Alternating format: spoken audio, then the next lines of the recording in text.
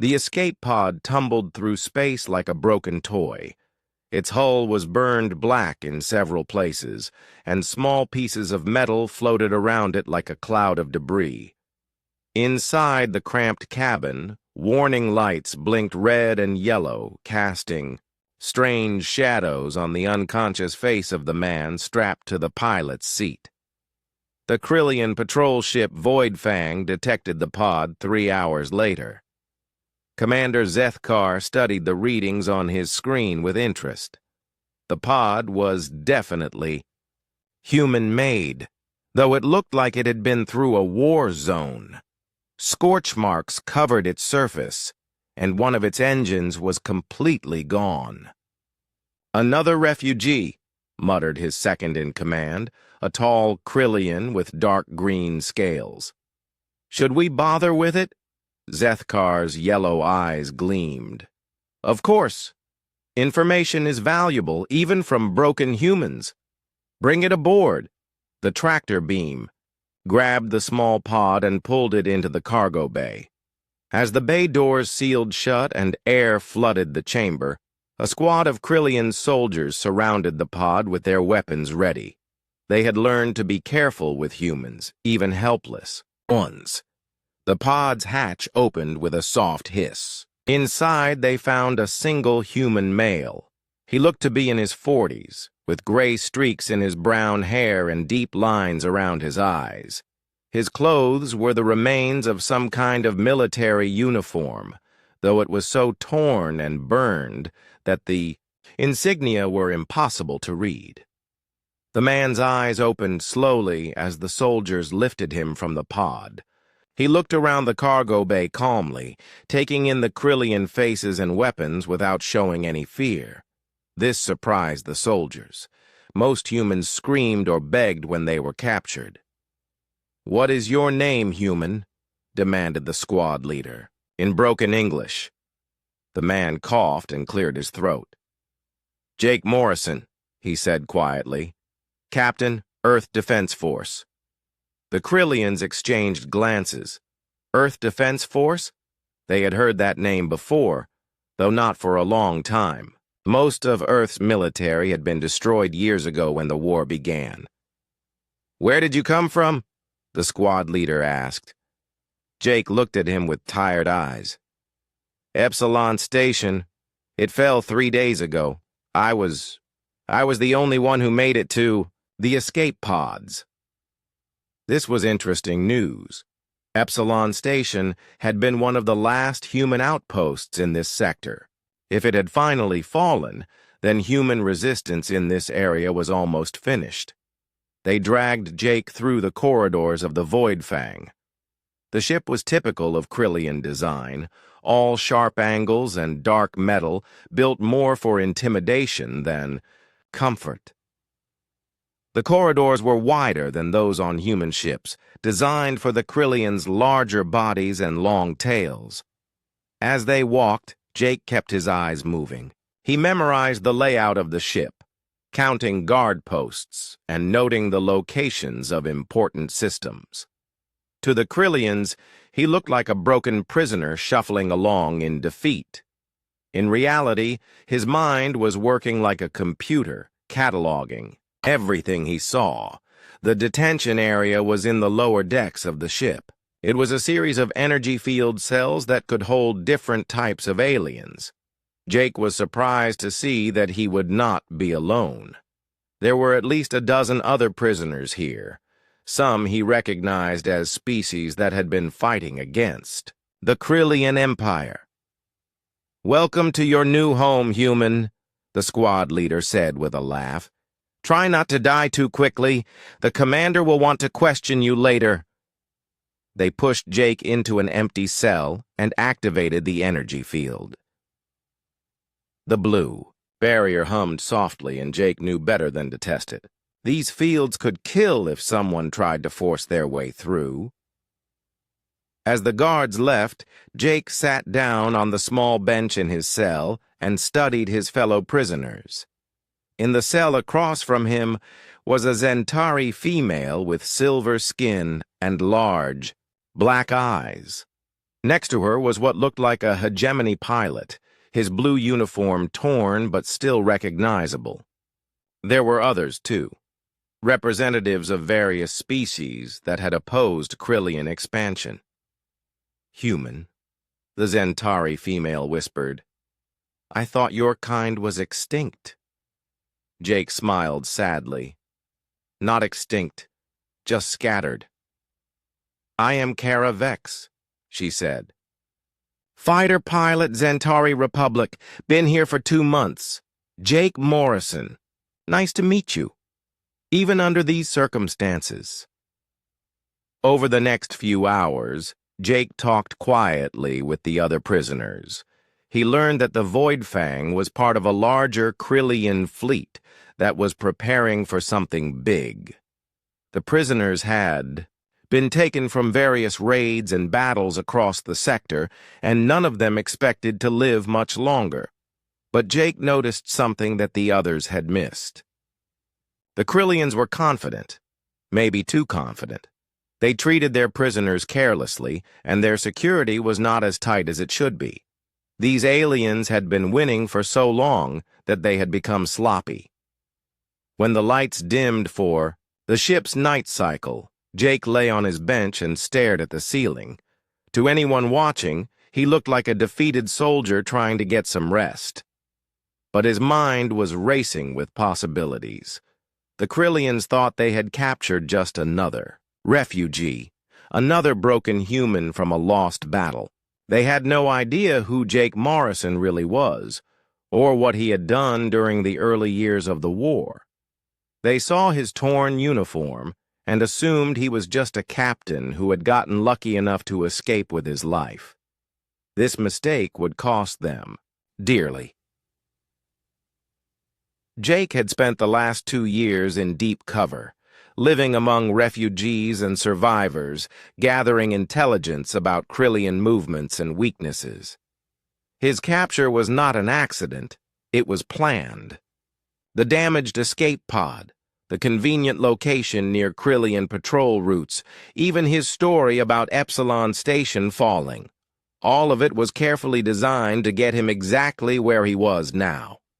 As he drifted off to sleep, Jake allowed himself a small smile. The Krillians had taken the bait perfectly. Now he just had to be patient and wait for the right moment to spring his trap. Tomorrow, the real work would begin. The interrogation room was exactly what Jake expected from the Krillians. Dark metal walls, harsh lighting, and a chair designed more for intimidation than comfort. The restraints were heavy and looked like they could hold something much stronger than a human. Chief Interrogator Veltar entered the room like a predator stalking prey. He was larger than most Krillians, with deep red scales and scars across his face that spoke of many battles. His yellow eyes studied Jake with the cold intelligence of someone who enjoyed his work.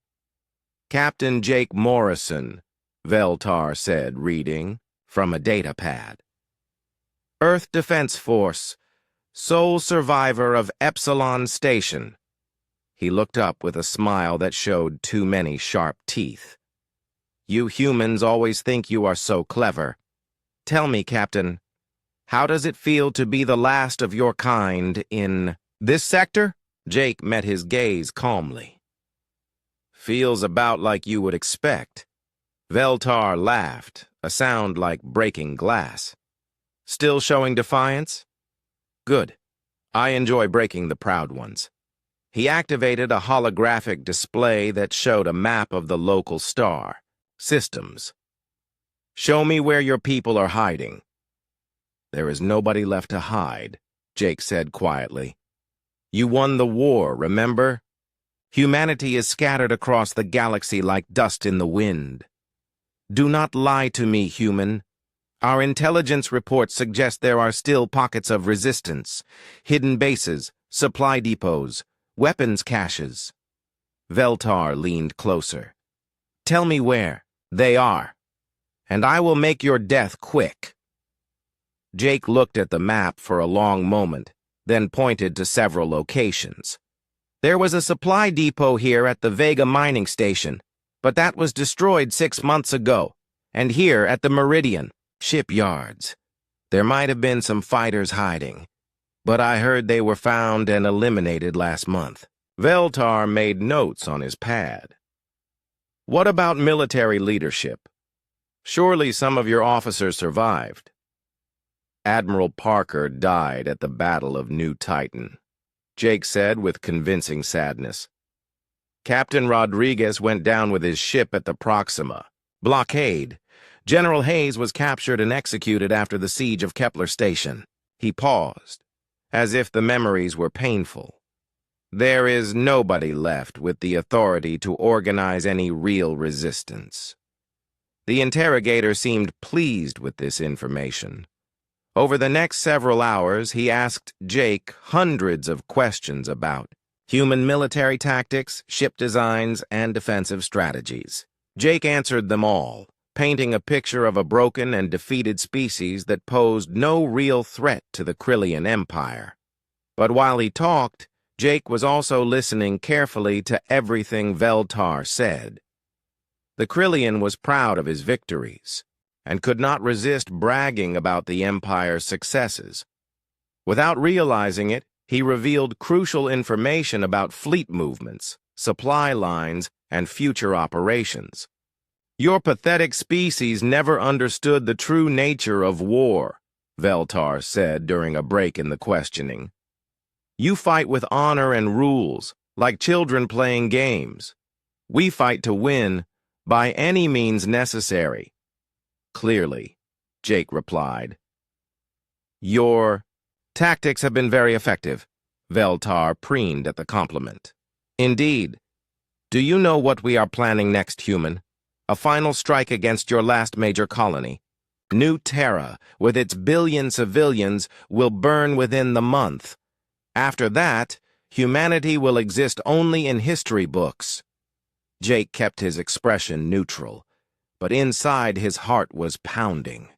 New Terra was indeed humanity's last major colony, but it was far from defenseless. If the Krillians were planning a major assault, they would be walking into a trap that had been 3 years in the making.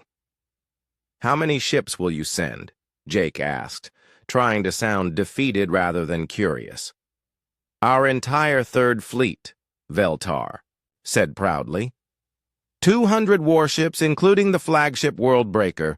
Your people will not even have time to surrender before we reduce their cities to ash. Jake nodded slowly. I suppose there is no point in hoping for mercy? None whatsoever. Though I must say I am impressed by how well you have accepted your fate. Most humans spend their final hours screaming and begging. Veltar stood up and walked around Jake's chair. Perhaps there is hope for your species after all. As slaves, of course. Of course, Jake agreed. As the interrogation continued, Jake learned more about the Krillian fleet than he had dared to hope. Veltar was so confident in his victory that he saw no harm in sharing tactical information with a defeated prisoner. He described their ship formations, their supply routes, even their communication codes. When they finally returned Jake to his cell, the other prisoners gathered around him anxiously. How did it go? Whispered Kara Vex, the Zentari pilot. About as expected, Jake replied. They think I am broken and harmless. Are you? Asked the hegemony pilot. His name was Chen Liu, and he had been captured during a raid on a convoy. Jake looked around at the group of prisoners, then moved closer so the guards could not hear. Let me tell you something about humans, he said quietly. We are very good at making people underestimate us. It is one of our greatest talents. What do you mean? Asked Kara. I mean that sometimes the best way to gather intelligence is to let your enemy think they have already won. Jake sat down on his bench and looked up at the energy field that held them prisoner. The Krillians see what they want to see. A beaten human captain with no fight left in him. They do not see what I really am. "And what are you really?" Chen asked. Jake smiled, and for a moment his tired eyes showed a hint of something dangerous. Patient. Over the next few days, Veltar brought Jake back for more questioning. Each time, Jake provided more seemingly useless information about abandoned human positions and destroyed supply lines. And each time, Veltar revealed more about Krillian operations and plans. Jake learned about their fleet's route to New Terra, their expected arrival time, and most importantly, their complete underestimation of human defensive capabilities. The Krillians believed they were attacking a helpless colony with minimal defenses. They had no idea what was waiting for them.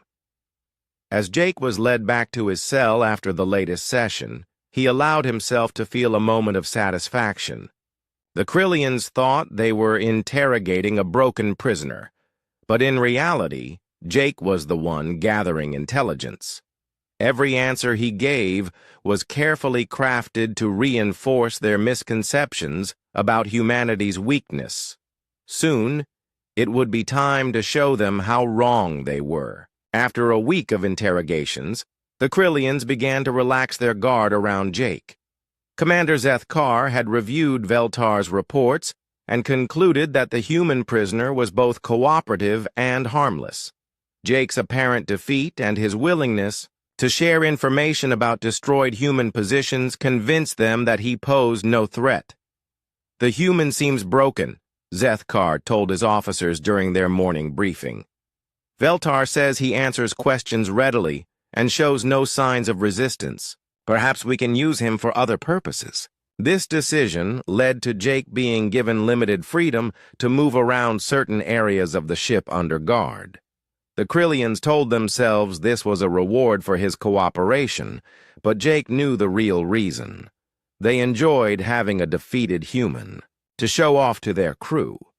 His guard was usually a young Krillian technician named Silek. Unlike the older warriors, Silek was curious about human technology and culture. He had heard stories about human engineering skills and wanted to learn more from their prisoner. "Is it true that humans can fix almost any machine?" Silek asked one day as they walked through the ship's engineering section. Jake smiled. "We do have a talent for making broken things work again, sometimes in ways the original designers never intended." "Fascinating. Could you look at this power converter? It has been giving us problems for weeks." Jake examined the device carefully. It was typical Krillian technology, powerful but unnecessarily complex. Within minutes, he had identified the problem and suggested a simple solution. "You see this coupling here?" Jake pointed to a component. "It is designed for maximum efficiency, but it creates stress fractures over time. If you reroute the power flow through this secondary channel, it will last much longer." Silek made the adjustment and watched in amazement as the converter's performance improved immediately. "Incredible! How did you know to do that?" "Human engineering philosophy is different from yours," Jake explained. "We design for reliability and ease of repair. Sometimes the elegant solution is also the simple one." Over the following days, Silek brought Jake to various parts of the ship to help with technical problems. Jake was always helpful and knowledgeable, earning the young Krillians' respect and trust. But while he fixed their machines, Jake was also learning everything he could about the Void Fang systems. He memorized the layout of the power grid, the locations of critical components, and the security protocols that protected the ship's most sensitive areas. He learned about their quantum communicator, their navigation computers, and their weapon systems, all information that might prove useful later. During these tours, Jake also spent time talking with the other prisoners. He told them stories about Earth, about human history and culture. To the guards, these looked like harmless conversations meant to pass the time. but Jake was actually teaching them about military tactics and organization. On Earth, we had something called guerrilla warfare, Jake told a group of prisoners one evening. Small groups of fighters who could strike quickly and disappear before the enemy could respond. They used the enemy's size and organization against them. How? Asked Caravex. By attacking communication lines, supply convoys, and command structures. A large army needs constant coordination to function. Disrupt that coordination, and even the strongest force becomes vulnerable. Chen Liu, the hegemony pilot, nodded thoughtfully, like cutting the nerves that control a body. Exactly. And the best part is that the enemy often defeats themselves. They become so focused on protecting everything that they cannot protect anything effectively. Jake shared many such stories with his fellow prisoners. Tales of successful human military operations that were really lessons in tactics and strategy. Slowly, he began to see hope returning to their eyes. They started to believe that escape might be possible. But Jake was not planning to escape, at least not yet. He had learned something from Silek that changed everything. "Where are we heading?" Jake had asked casually during one of their technical discussions. "To rendezvous with the main fleet," Silek replied without thinking. "The Third Fleet is gathering for a major operation against the human colony at New Terra. The Void Fang is carrying critical intelligence about human defensive positions." Jake felt his blood turn cold. The rendezvous meant that the Krillian fleet was almost ready to launch their attack. And the intelligence they mentioned could only have come from his interrogations with Veltar. That night, Jake lay awake planning his next move. He had accomplished part of his mission by gathering information about Krillian capabilities and intentions, but now he faced a terrible choice. He could try to escape and warn New Terra about the coming attack, but that would mean abandoning the other prisoners and possibly failing to complete his real mission. Or he could wait and trust that the defenses of New Terra were as strong as he believed them to be. The next day, Silek showed Jake the ship's communication array. The young Krillian was proud of the advanced quantum transmitter that allowed instant communication across vast distances. "This is our most important system," Silek explained. "It allows the fleet to coordinate their movements perfectly. Without it, we would be operating blind." Jake studied the complex machinery with professional interest. "Impressive. I have never seen quantum entanglement used so efficiently for communication." "The human systems were always inferior," Silek said without malice. "Your people never mastered this technology." "No," Jake agreed quietly. "We took a different approach to long-range communication." As they talked, Jake memorized every detail of the communication system. The access codes, the security protocols, the physical layout of the components, information that would soon prove invaluable. That evening, Jake gathered the other prisoners around him once again. "I want to tell you about the Battle of Marathon," he said. "It happened on Earth thousands of years ago. A small force of Greek soldiers faced an army 10 times their size." "What happened?" asked Chen. "The Greeks won," Jake said simply. "Not because they were stronger, but because they were smarter. They used their enemy's confidence against them." "How do you mean?" Kara asked. Jake looked around the group, meeting each of their eyes. "They made the enemy think they were retreating, then struck when their opponents were least prepared. Sometimes the best victory comes from making your enemy believe they have already won." The prisoners nodded, beginning to understand that Jake's stories might be more than just entertainment. "The most important thing," Jake continued, "is timing. Strike too early, and you waste the advantage of surprise. Strike too late, and the opportunity is lost forever." As the ship's lights dimmed for the night cycle, Jake settled down on his bench and closed his eyes.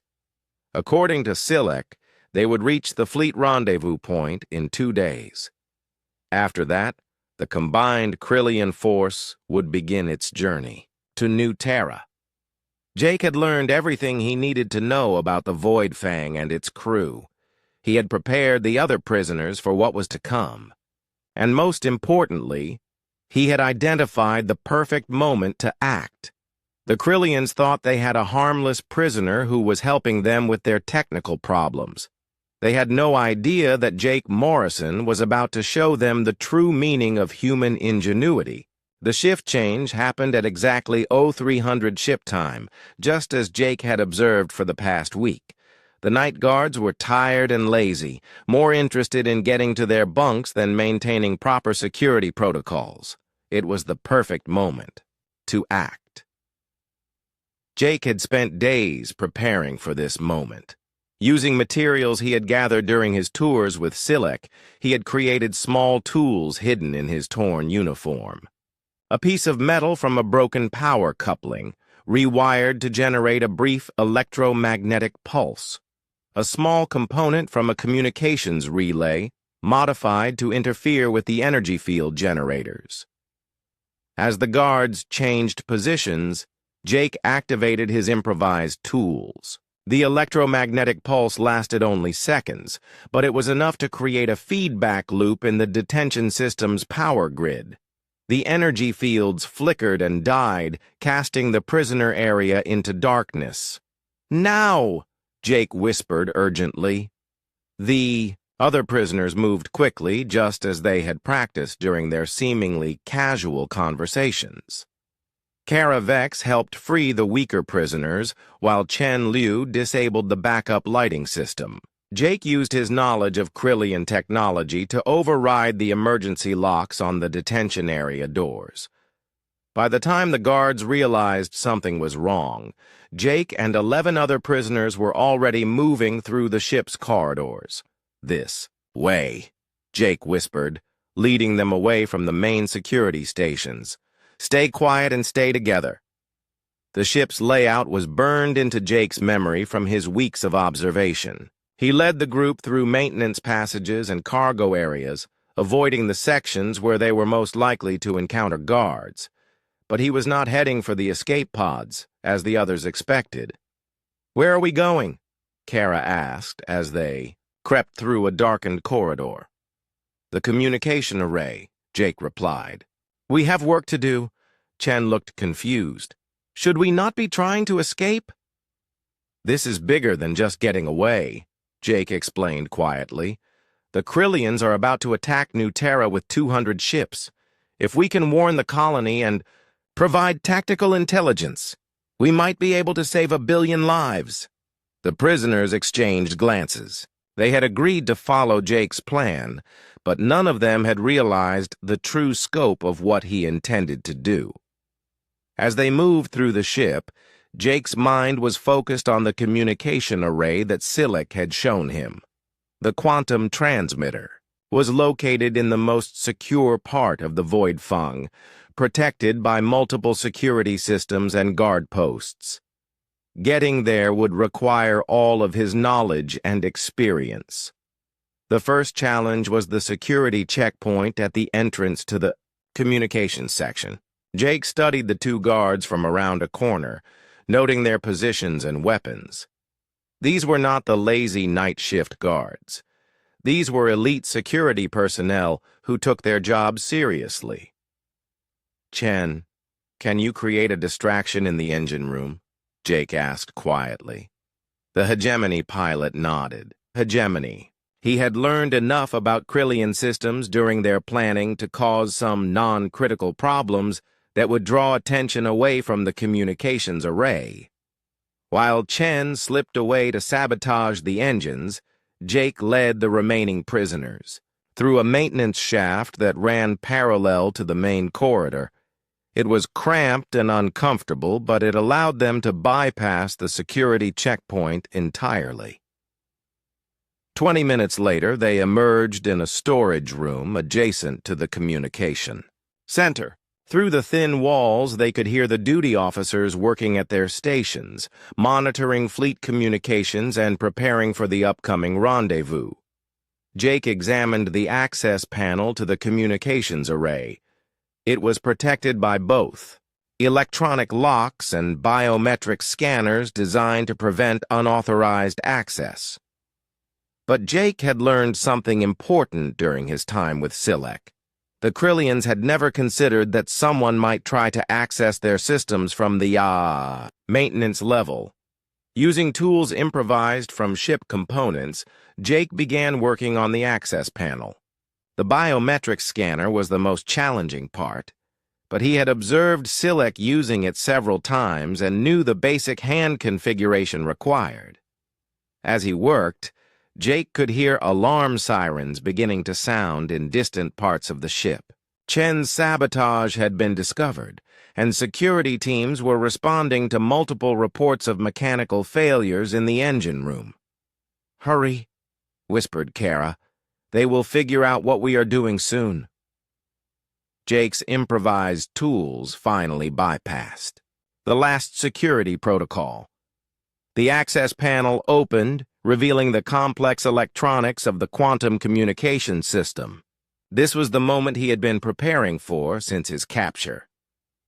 From his torn uniform, Jake produced a small device that looked like a broken piece of human technology. But it was actually a highly sophisticated transmitter designed to interface with alien communication systems. It had been hidden in his escape pod, disguised as debris from the supposed battle at Epsilon Station. As Jake connected the device to the Krillian communication array, he could hear security forces moving through the corridors outside. They had discovered the empty detention area and were beginning a systematic search of the ship. "Whatever you are going to do it fast," Chen said as he rejoined the group. "Half the ship is looking for us."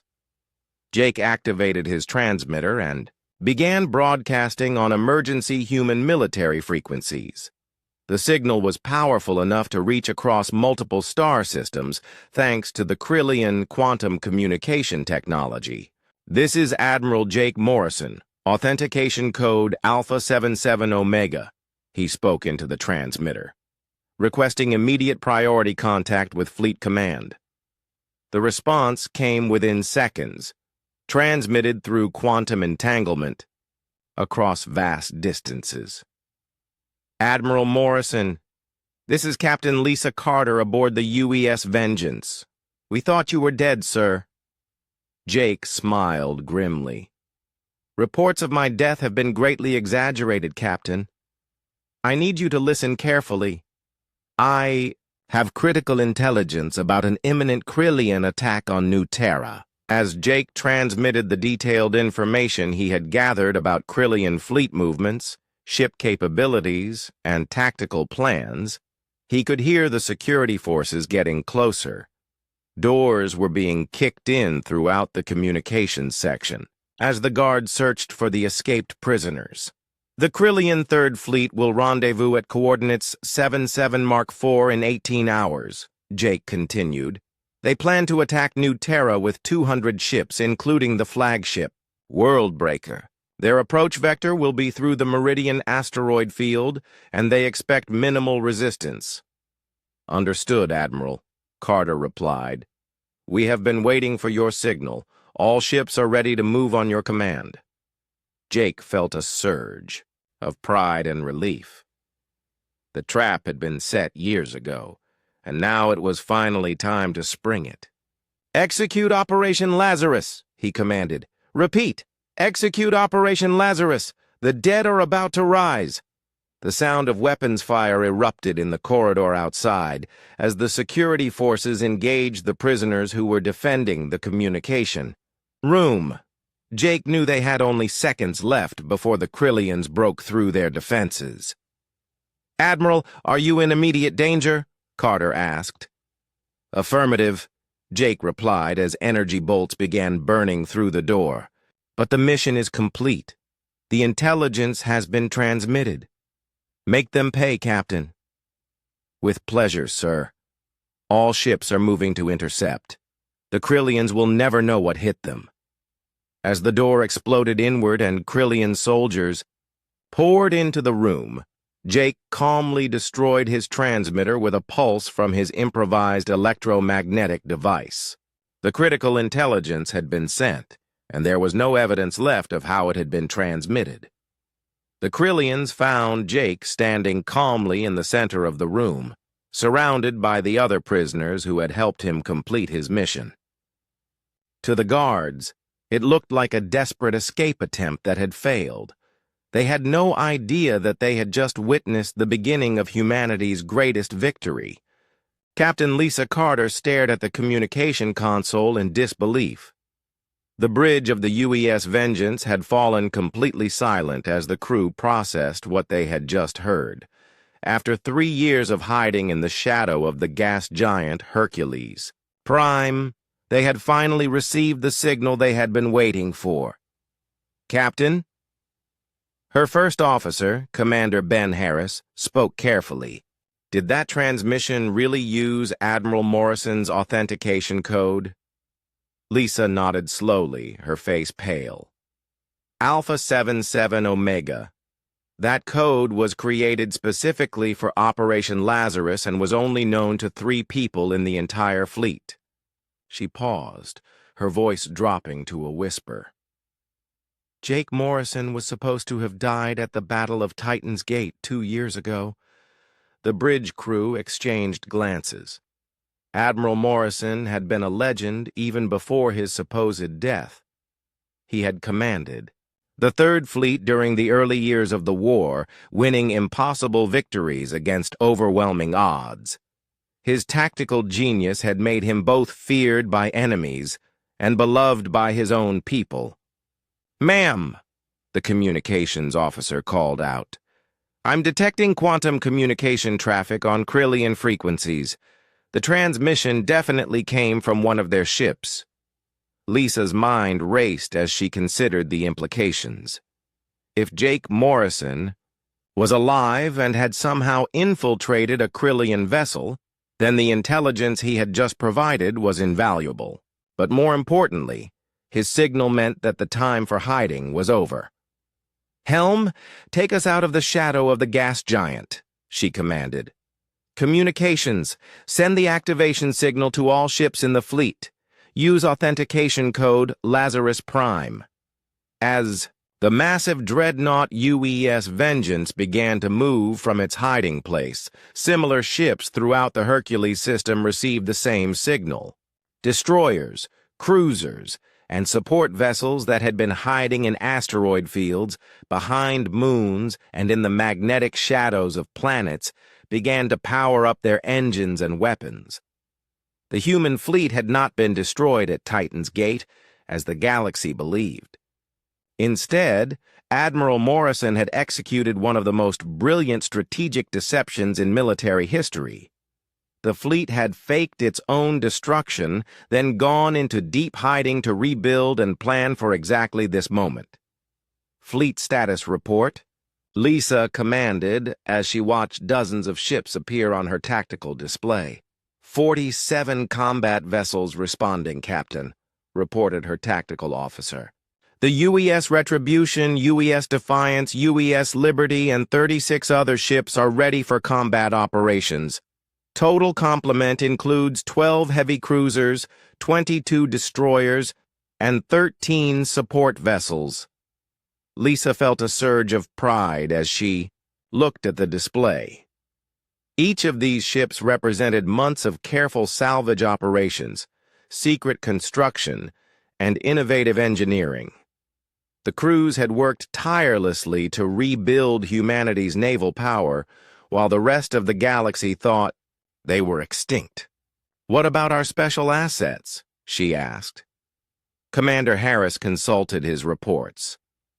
"The stealth frigates are already moving to the coordinates Admiral Morrison provided. The UES Shadow and UES Phantom will reach the Krillian rendezvous point 6 hours before the enemy fleet arrives. This was the key to Operation Lazarus." While the main human fleet had been rebuilding, a small group of specially modified ships had been conducting reconnaissance and intelligence gathering throughout Krillian space. These vessels, equipped with advanced cloaking technology, had been mapping enemy positions and capabilities for over a year. "And the new Terra defenses?" Lisa asked. "All orbital platforms are operational," Harris replied. "The planetary shield generators are at full power, and the surface-based weapon systems are ready. General Martinez confirms that the ground forces are prepared for a siege if necessary." Lisa nodded with satisfaction. New Terra was far from the helpless colony the Krillians believed it to be. The planet's defenses had been quietly strengthened over the past 2 years, using resources and personnel that the galaxy thought had been destroyed. "Captain," the communications officer called out urgently. "I'm receiving a priority transmission from Admiral Morrison's location. The signal is very weak, but it appears to be a continuous broadcast." Lisa moved to the communications station. "Put it through." Jake Morrison's voice came through the speakers, distorted by interference, but still recognizable. He was providing detailed tactical information about the Krillian fleet, ship configurations, weapon systems, command structures, and most importantly, their planned attack route. "The flagship Worldbreaker will be positioned at the center of their formation," Jake's voice reported. "It carries their primary command and control systems. If we can disable it, the rest of their fleet will lose coordination." "How does he know all this?" asked Harris. "Jake Morrison has been planning this operation for 3 years," Lisa replied. "Everything that has happened, his supposed death, the fleet going into hiding, even his capture by the Krillians, it was all part of the plan." The bridge crew stared at her in amazement. The idea that someone could orchestrate such a complex deception across multiple star systems and years of time was almost unbelievable. "Ma'am," the tactical officer reported. "Long-range sensors are detecting massive movement in Krillian space. It looks like they are assembling the fleet Admiral Morrison described." Lisa studied the sensor readings. 200 Krillian warships were gathering at a point roughly 18 light-years from their current position. It was exactly as Jake had predicted in his transmission. "Communications, open a fleet-wide channel," she commanded. When the channel was active, Lisa took a deep breath before speaking. The word she was about to say would change the course of the war. "This is Captain Lisa Carter to all ships of the Human Defense Fleet. Today, we reveal ourselves to a galaxy that thought we were dead. Today, we show our enemies that humanity does not surrender, does not give up, and does not go quietly into the night." She paused, looking around at her bridge crew. "Admiral Jake Morrison is alive and has provided us with intelligence about a massive Krillian attack on New Terra. The enemy believes they are attacking a defenseless colony with an overwhelming force. They are about to learn how wrong they are." The response from the fleet was immediate. Ship after ship reported ready for combat, their crews eager to finally strike back after years of hiding and preparation. "Set course for the New Terra system, maximum speed," Lisa commanded. "And send a message to General Martinez. Tell him that the cavalry is coming." As the human fleet began its journey toward what would become known as the Battle of New Terra, Lisa felt a mixture of excitement and anxiety. Everything they had worked for over the past 3 years was about to be tested in combat. But she had faith in their plan, in their ships, and most of all, in the man who had made it all possible. Admiral Jake Morrison had sacrificed everything to get them this intelligence, and she was determined not to waste the opportunity he had given them. "ETA to New Terra?" she asked. 14 hours at current speed," the helmsman replied. Lisa settled into her command chair and watched the stars streak past as the fleet moved toward its destiny. The Krillians thought they were about to destroy the last major human colony. Instead, they were flying straight into the most carefully prepared trap in galactic history. The dead were indeed about to rise, and the galaxy would never be the same. Commander Zethkar was furious. The human prisoner's escape attempt had disrupted ship operations for hours and damaged critical communication equipment. Several of his crew members had been injured in the fighting, and his security chief was demanding severe punishment for all the escaped prisoners. How did they access the communication array? Zethkar demanded as he paced around the detention area where Jake and the other prisoners were now secured with additional restraints. The human claims they were trying to send a distress signal to other refugee groups, reported Chief Security Officer Mektar. Our technicians found evidence of unauthorized access to the quantum transmitter, but the equipment they used was destroyed in the fighting. Zethkar glared at Jake, who sat calmly in his reinforced restraints. The human showed no signs of fear or regret, which infuriated the Krillian commander even more. You have caused considerable trouble, human, Zethkar hissed. Perhaps it is time we demonstrated the consequences of defying the Empire. Jake met his gaze steadily. I was trying to warn other survivors about your fleet movements. Even defeated people have the right to protect their families. Defeated people have no rights at all, Zethkar replied coldly. But before he could order punishment for the prisoners, an urgent alert sounded throughout the ship. Commander to the bridge, came the announcement over the ship's communication system. Priority alert from Fleet Command. Zethkar left the detention area with a final threatening look at Jake. He had more important matters to deal with than punishing prisoners. The Third Fleet was approaching the rendezvous point, and soon they would begin their final assault on New Terra. On the bridge of the Void Fang, the crew was busy preparing for the fleet assembly. Dozens of Krillian warships were converging on their location, creating one of the largest military formations in the Empire's history. Status report. Zethkar commanded as he took his position. All systems operational, Commander, his first officer reported.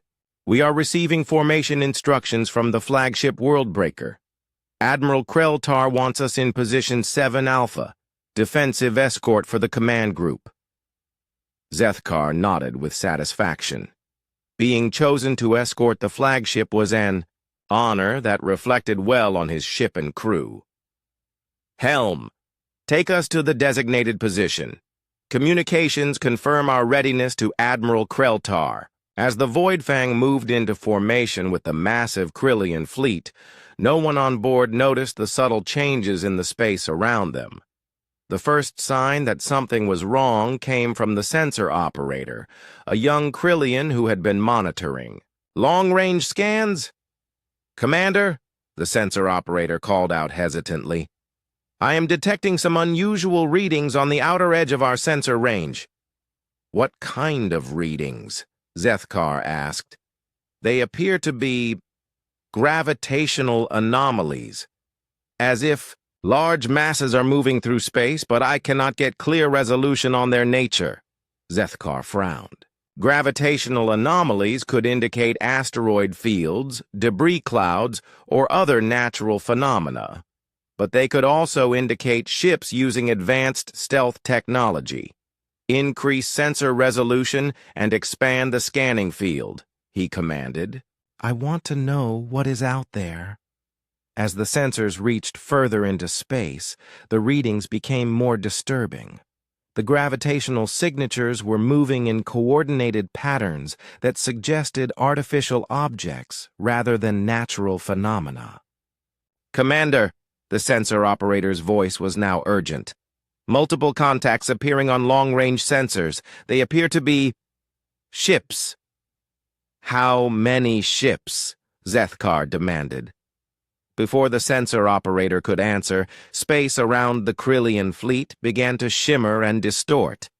One by one, massive human warships dropped their cloaking fields and appeared like ghosts materializing from the void. The bridge of the Void Fang erupted in chaos as crew members shouted reports and warnings. Where moments before there had been empty space, now dozens of human vessels surrounded the Krillian formation. "Impossible," whispered Zethkar as he stared at the tactical display. "The human fleet was destroyed at Titan's Gate. We confirmed their losses ourselves." "Commander," his communications officer called out in panic, "I am receiving transmissions from the human ships. They are requesting permission to open fire." Zethkar felt his blood turn cold. "Requesting permission? From whom?" The answer came as a transmission burst across all frequencies, reaching every ship in both fleets. The voice was calm and professional, but it carried an undertone of absolute authority. "This is Captain Lisa Carter of the United Earthship Vengeance to all Krillian vessels. You are harboring Admiral Jake Morrison, a prisoner of war under the protection of the Earth Defense Force. You have exactly 60 seconds to release him and surrender your vessels, or we will demonstrate why reports of humanity's extinction have been greatly exaggerated." On the detention deck of the Void Fang, Jake heard Captain Carter's voice over the ship's communication system and allowed himself to smile for the first time since his capture. The plan had worked perfectly. The Krillians had been so focused on their upcoming victory that they had ignored the possibility of human retaliation. Around him, the other prisoners stared in amazement as they realized what was happening. The human fleet had not been destroyed. It had been hiding, waiting for exactly this moment to reveal itself. "How is this possible?" whispered Kara Vex. "Humans are very good at long-term planning," Jake replied quietly.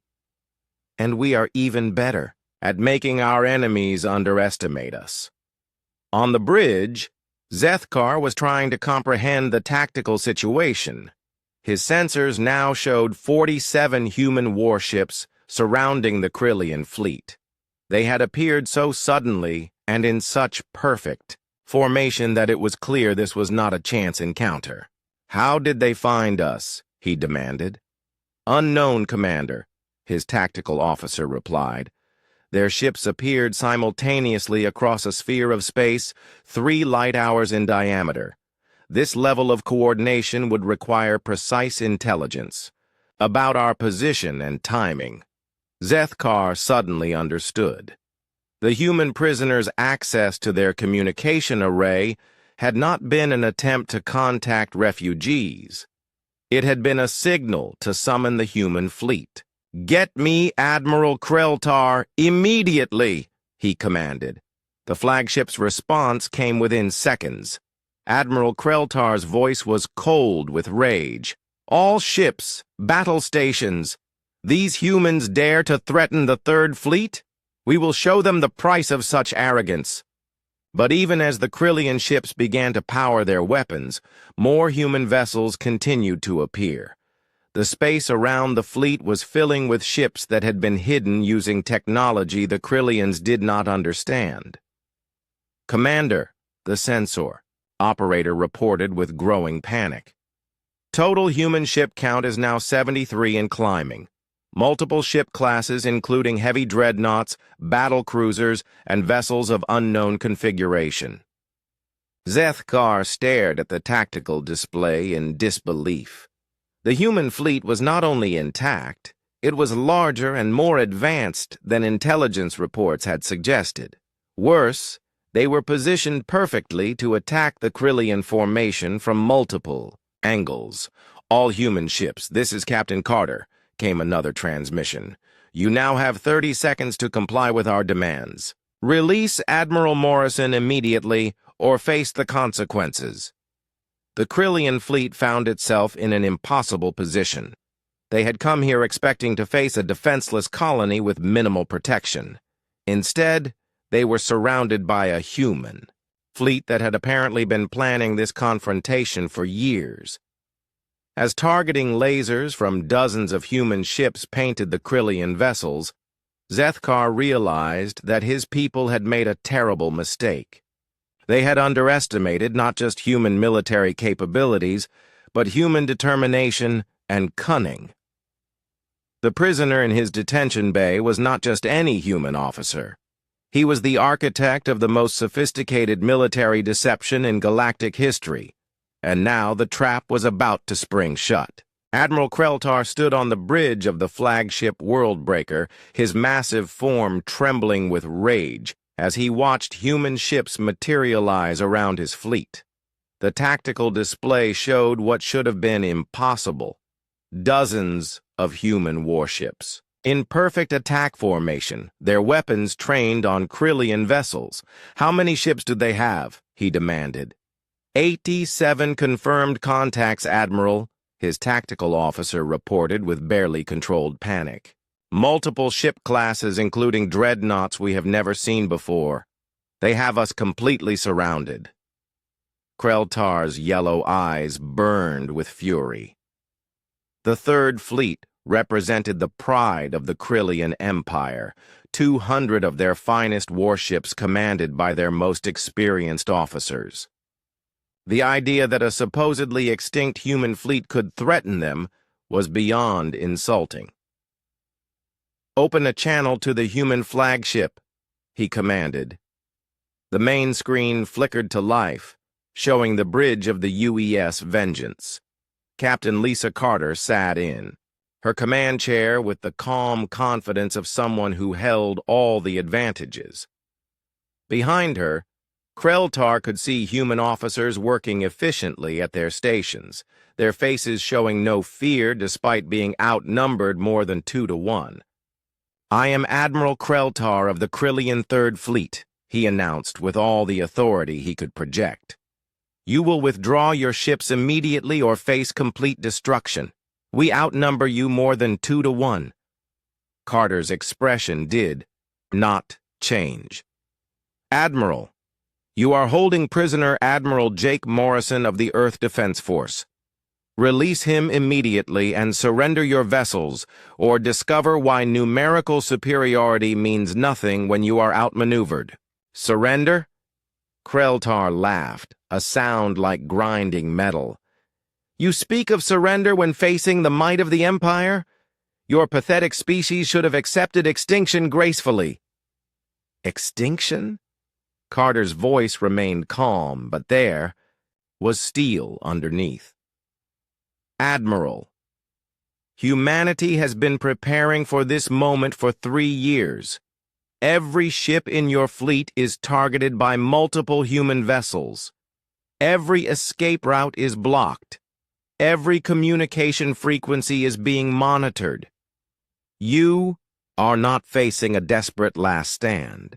You are walking into the most carefully prepared trap in galactic history." As if to emphasize her point, the tactical display on the Worldbreaker updated to show targeting beams from human ships locking onto every Krillian vessel. The pattern was so precise and coordinated that it could only have been planned far in advance. "How did you know where to find us?" Kreltar demanded. "Admiral Morrison has been providing us with intelligence about your fleet movements for weeks," Carter replied. "Your prisoner is actually the architect of Operation Lazarus, the plan to fake humanity's destruction and lure your forces into a decisive battle." Kreltar felt his confidence beginning to crack. If the human was telling the truth, then everything about this situation had been orchestrated by their enemies. The location, the timing, even his fleet's formation. All of it might have been anticipated and planned for. "You are bluffing," he said, but his voice lacked its earlier certainty. "Am I?" Carter leaned forward in her chair. "Tell me, Admiral, how did you learn about New Terra's supposed weakness?" How did you obtain the intelligence that convinced you this would be an easy victory? The terrible truth began to dawn on Krell-Tar. Much of their intelligence about human defensive capabilities had come from the interrogation of their prisoner. If that prisoner was actually a human admiral feeding them false information? Impossible, he whispered. Difficult, but not impossible. Carter corrected. You see, Admiral, humans have one advantage that you have never understood. We are very good at making sacrifices for the greater good. Admiral Morrison allowed himself to be captured, knowing he would face torture and possible death, because the intelligence he could gather was worth the risk. On the bridge of the Void Fang, Commander Zethkar watched the exchange between the fleet commanders with growing horror. Everything was falling into place now. The humans' cooperation during interrogation, his technical knowledge that had impressed Silek, even his escape attempt that had damaged their communications. All of it had been part of a larger plan. Commander, his communications officer called out urgently. I am receiving a direct transmission addressed to Admiral Morrison. The signal is coming from the human flagship. Put it through, Zethkar ordered, though he already knew what he would hear. Captain Carter's voice filled the bridge of the Void Fang. Admiral Morrison, this is Captain Carter. Are you able to respond? From the detention area, Jake's voice came through the ship's internal communication system. He had somehow accessed the ship's communication array again, despite being in reinforced restraints. Hello, Lisa, Jake said with obvious satisfaction. Good to hear your voice. I trust the fleet is ready? All ships report ready for combat. Operations, sir. We have the Krillian Third Fleet surrounded and outgunned, awaiting your orders. Zethkar stared at his communication console in shock. The human prisoner was not just receiving transmissions. He was commanding the enemy fleet from inside a Krillian detention cell. How is he doing that? Demanded his security chief. Unknown, Commander. The detention area should be completely isolated from ship systems. But Jake Morrison had spent weeks learning about Krillian technology from Silek. He knew exactly how their communication systems worked and had prepared for this moment during his supposed cooperation with his captors. Admiral Morrison, Carter continued, what are your orders regarding the Krillian fleet? Jake's response was broadcast across all ships in both fleets. Give them one final chance to surrender. After that, Operation Lazarus enters its final phase. Admiral Krell-Tar found himself in an impossible position. His fleet was surrounded by enemies who had anticipated his every move. His intelligence had been compromised from the beginning. And the human commander who had orchestrated this trap was calmly giving orders from a prison cell aboard one of his own ships. Admiral, his tactical officer reported quietly, our ships are requesting orders. The human fleet is maintaining target locks but has not opened fire. Krell-Tar looked at the tactical display one more time. The human formation was perfect. Every angle of attack covered, every escape route blocked. If this battle began, the Krillian losses would be catastrophic. This is Captain Carter with your final warning, came the transmission from the Vengeance. You have 60 seconds to begin powering down your weapons and preparing to surrender. After that, we will consider you a hostile force and respond accordingly. The countdown began, displayed on screens throughout both fleets. Krillian officers looked to their commanders for orders, while human crews waited patiently for the signal to open fire.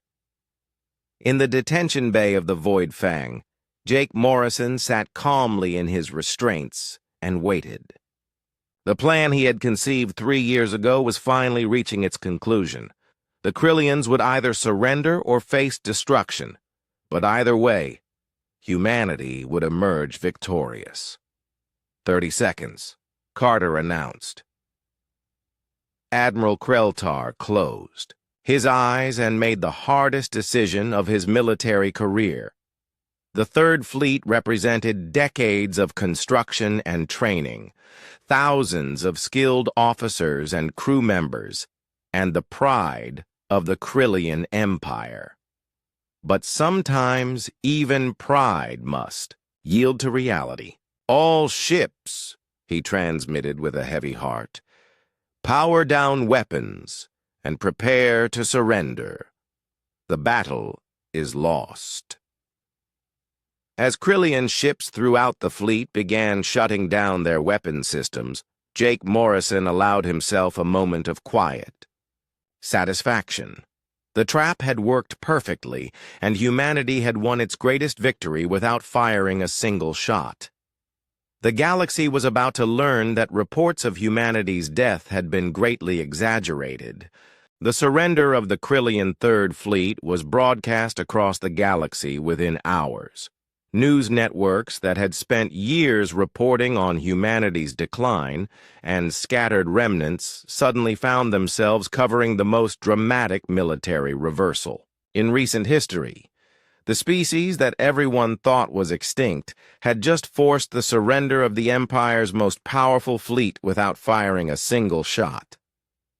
On the bridge of the UES Vengeance, Captain Lisa Carter watched as human Marines boarded Krillian vessels throughout the captured fleet. The operation was proceeding smoothly, with minimal resistance from demoralized enemy crews who still could not believe what had happened to them. "Status report," she requested from her first officer. "All Krillian ships have surrendered and are being secured," Commander Harris reported. "Marine teams report that enemy crews are cooperating fully. Admiral Morrison has been recovered from the Void Fang and is being brought aboard for medical evaluation." Lisa felt a surge of relief. After 3 years of planning and preparation, Jake Morrison was finally safe. His sacrifice and courage had made this victory possible, and she was eager to see her old friend and commanding officer again. 20 minutes later, Jake walked onto the bridge of the Vengeance under his own power, though he looked tired and thin from his weeks in captivity. The bridge crew stood and saluted as he entered, and Lisa could see tears in the eyes of several officers who had served under him during the early years of the war.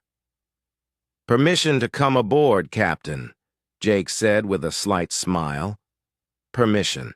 "Granted, Admiral," Lisa replied formally, then broke into a grin. "Welcome back, sir. We missed you." Jake looked around the bridge, taking in the faces of people he had thought he might never see again. These men and women had spent 3 years living in hiding, rebuilding their strength, and waiting for this moment. Their dedication and sacrifice had made victory possible. "Status of the captured fleet?" he asked. 200 Krillian warships under our control," Harris reported, "including the flagship Worldbreaker and all of their senior command staff. We also have detailed intelligence about Empire fleet movements, supply lines, and strategic planning." Jake nodded with satisfaction. The intelligence value of this capture was almost as important as the military victory. "And our own losses?" "0 casualties," Lisa reported proudly. "The operation went exactly as planned." This was perhaps the most remarkable aspect of the victory. Humanity had defeated the Empire's most powerful fleet without losing a single ship or life. It was a triumph of planning, deception, and precise execution that would be studied by military strategists for generations. "Sir," the communications officer called out, "we are receiving priority transmissions from human colonies throughout the sector. The news of our victory is spreading rapidly." Jake moved to the communications station and began reviewing the incoming messages. Reports were coming in from colonies that had been hiding, resistance groups that had been operating in secret, and scattered human populations that had thought they were alone in the galaxy. The psychological impact of the victory was already becoming clear. For 3 years, humans throughout the galaxy had lived with the belief that their species was finished, that they were the last survivors of a great civilization. Now they knew that humanity's greatest fleet was not only intact, but stronger than ever.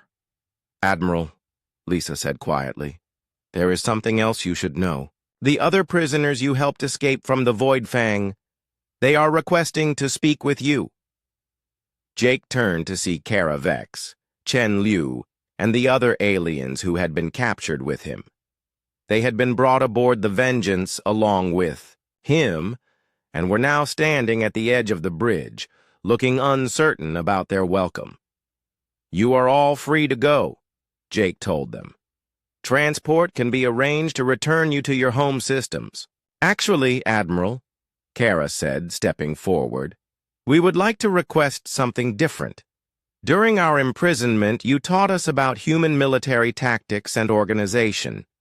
You showed us that even when facing overwhelming odds, victory is possible with proper planning and determination." She looked around at her fellow former prisoners who nodded in agreement. "We would like to request permission to join the human fleet. Our species have been fighting the Krillian Empire separately for years, with limited success. Perhaps it is time to unite our efforts." Jake considered this request carefully. The formation of a multi-species alliance had always been part of humanity's long-term strategy, but he had not expected it to happen so quickly. "The human fleet would be honored to fight alongside you," he said finally. "But understand that this will not be easy. The Empire will not accept this defeat quietly. They will marshal their remaining forces and strike back with everything they have." "We understand," Chen Liu replied. "But you have shown us that the Empire can be defeated. That knowledge is worth any risk."